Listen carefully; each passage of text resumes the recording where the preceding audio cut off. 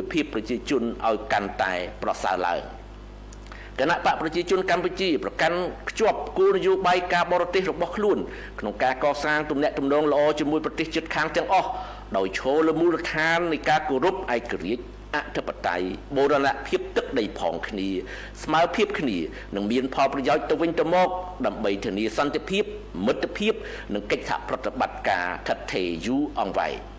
គណៈបកប្រជាជនកម្ពុជាគ្រប់គ្រងពេញទំហឹងដល់ការប្រឹងប្រែងរបស់រាជរដ្ឋាភិបាល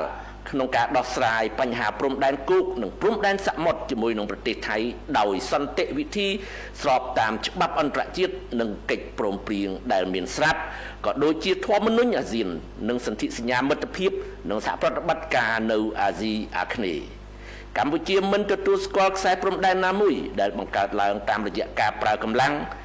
ការកាន់កាប់ឬការទាមទារទឹកដីជាឯកតោភាគីឡើយហើយកម្ពុជាក៏មិនទទួលយកការប៉ុនប៉ងណាមួយដើម្បីផ្លាស់ប្ដូរស្ថានភាពនៃទឹកដីកម្ពុជាតាមរយៈការបង្កើតនៅអ្វីដែលបានកើតឡើងរួចហើយនៅលើទីកន្លែងនោះក្នុងន័យនេះសម្ដេចតេជោហ៊ុនសែនបានអំពាវនាវឲ្យមានការអនុវត្តយ៉ាងពេញលេញនៅសេចក្តីប្រកាសរួមនៃកិច្ចប្រជុំពិសេសលើកទី3របស់គណៈកម្មាធិការព្រំដែនទូទៅកម្ពុជាថៃ GBC កាលពីថ្ងៃទី27ខែធ្នូឆ្នាំ2025ជាមួយគ្នានេះគណៈបកប្រជាជនកម្ពុជាគាំទ្រការសម្រេចប្រើប្រាស់យន្តការនៃការផ្សះផ្សាដោយបង្ខំក្រោមអនុសញ្ញាអង្គការសហប្រជាជាតិស្តីពីនីតិសមុទ្រ UNCLOS ដើម្បីស្វែងរកដំណោះស្រាយដោយសន្តិវិធីដោយផ្អែកលើមូលដ្ឋានច្បាប់ចំពោះតំបន់ទាមទារដែនសមុទ្រត្រួតស៊ីគ្នារវាងកម្ពុជានិងថៃគណៈបកប្រជាជនកម្ពុជាក៏ប្រកាសគាំទ្រការអនុវត្តច្បាប់ស្តីពីកាតព្វកិច្ចយោធាដើម្បីកសាងសង្គមមួយប្រកបដោយធនធានមនុស្សដែលមានវិន័យសីលធម៌សមត្ថភាពមានមនសិការស្នេហាជាតិ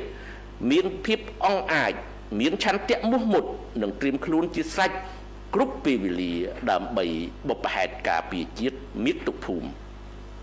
សម្ដេចប្រធានគណៈបកក៏បានអំពាវនាវដល់ប្រជាពលរដ្ឋគ្រប់រូបឲ្យខិតខំលើកកម្ពស់ឯករាជ្យម្ចាស់ការខ្លួនទីពឹងខ្លួនរបស់ជាតិឆ្លើយតបទៅនឹងសំណូមពរនៃសភាពការជាតិនិងការវិវត្តយ៉ាងស្មុគស្មាញនៃសភាពការអន្តរជាតិដើម្បីការពារមាតុភូមិនិងសម្រេចទិសដៅនៃការអភិវឌ្ឍសង្គមសេដ្ឋកិច្ចកម្ពុជាក្នុងស្មារតីនេះសូមបងប្អូនជនរួមជាតិបន្តរួមសាមគ្គីជាធ្លុងមួយជុំវិញរាជរដ្ឋាភិបាលនិងគ្រប់គ្រងយ៉ាងរឹងមាំដល់វីរៈកងទ័ពកងកម្លាំងប្រដាប់អាវុធរបស់កម្ពុជាដែលកំពុងតែឈរជើងការពារជាតិមាតុភូមិជាទីស្នេហាស្មើជីវិតរបស់យើងក្នុងស្មារតីនេះដែរយើងត្រូវបន្តខិតខំពង្រីកផលិតកម្មក្នុងស្រុកនិងលើកស្ទួយការប្រើប្រាស់ផលិតផលជាតិឲ្យបានគ្រប់គ្នាសម្ដេចតេជោបានដាស់ស្មារតីកូនខ្មែរថាមេរៀនដែលយើងទទួលបានពីសភាពការឆ្នាំ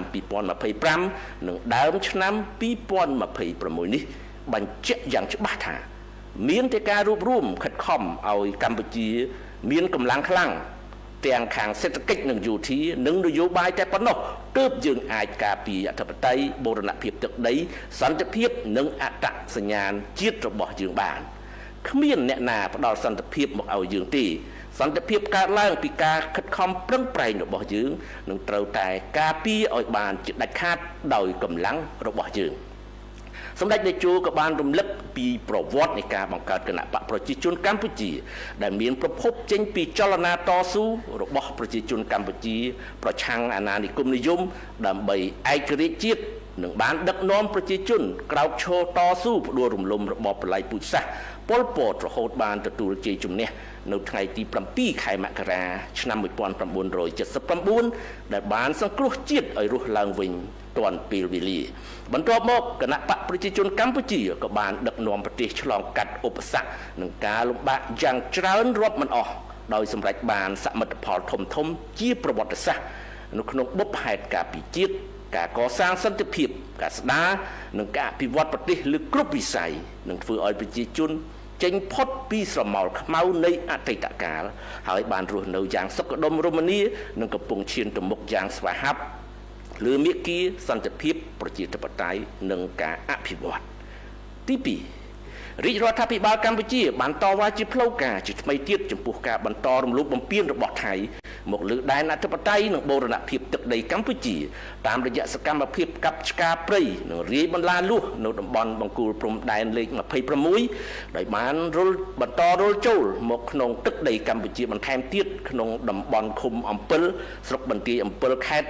ឧត្តរមានជ័យចាប់ពីដើមខែមិថុនាដល់ថ្ងៃទី23ខែមិថុនាឆ្នាំ2026សកម្មភាពខាងលើនេះរំលោភបំពានលើមាត្រានៃអនុសារណៈនៃការយោគយល់គ្នាឆ្នាំ2000រវាងប្រទេសទាំងពីរស្ដីពីការវាស់វែងនិងខណ្ឌសីមាព្រំដែនគោកដែលបានចុះហត្ថលេខានៅថ្ងៃ14ខែមិថុនាឆ្នាំ2000និងសេចក្តីប្រកាសរួមនៃកិច្ចប្រជុំពិសេសលើកទី3របស់គណៈកម្មាធិការព្រំដែនទូទៅ GBC ចុះថ្ងៃទី27ខែធ្នូឆ្នាំ2025ដែលភាគីទាំងពីរបានឯកភាពប្រគល់ឲ្យគណៈកម្មការចម្រុះខណ្ឌសីមាព្រំដែនគោក JBC ដើម្បីបន្តការងារវាស់វែងនិងបោះបង្គោលព្រំដែនឲ្យបានឆាប់បំផុតតាមកិច្ចព្រមព្រៀងដែលមានស្រាប់រាជរដ្ឋាភិបាលកម្ពុជាសូមបញ្ជាក់ជាថ្មីថាកម្ពុជាមិនទទួលស្គាល់ជាដាច់ខាតនៅខ្សែព្រំដែនឬការទាមទារទឹកដីជាឯកតោភាគីរបស់ថៃហើយសកម្មភាពដែលបានរៀបរាប់មកនេះមិនប៉ះពាល់ដល់សិទ្ធិស្របច្បាប់និងជំហររបស់ប្រជាណាចក្រកម្ពុជាទាក់ទងនឹងខ្សែបន្ទាត់ព្រំដែនអន្តរជាតិរបស់ខ្លួនឡើយកម្ពុជាទាមទារឲ្យប្រទេសថៃបញ្ឈប់សកម្មភាពបែបនេះនិងគោរពការបដិញ្ញាចិត្តរបស់ខ្លួនក្នុងការបន្ធូរបន្ថយសភាពការលើកកម្ពស់ទំនុកចិត្តគ្នាទៅវិញទៅមកនិងសម្របសម្រួលការដោះស្រាយជម្លោះដោយសន្តិវិធីដើម្បីស្ដារឡើងវិញនូវសន្តិភាពស្ថិរភាពនិងទំនាក់ទំនងភាពជាអ្នកជិតខាងល្អនៃប្រទេសទាំងពីរទី3អ្នកនាំពាក្យរាជរដ្ឋាភិបាលសូមបញ្ជាក់ជូនសាធារណជនជ្រាបដែរថាយោងតាមអ្នកជំនាញកិច្ចការព្រំដែនប្រាសាទខ្នាដែលថៃដណ្ដើមកាន់កាប់ដោយខុសច្បាប់គឺស្ថិតក្នុងដែនអធិបតេយ្យនិងបូរណភាពទឹកដីកម្ពុជាទាំងស្រុងដោយយោងតាមផែនទីខ្នាត1លើ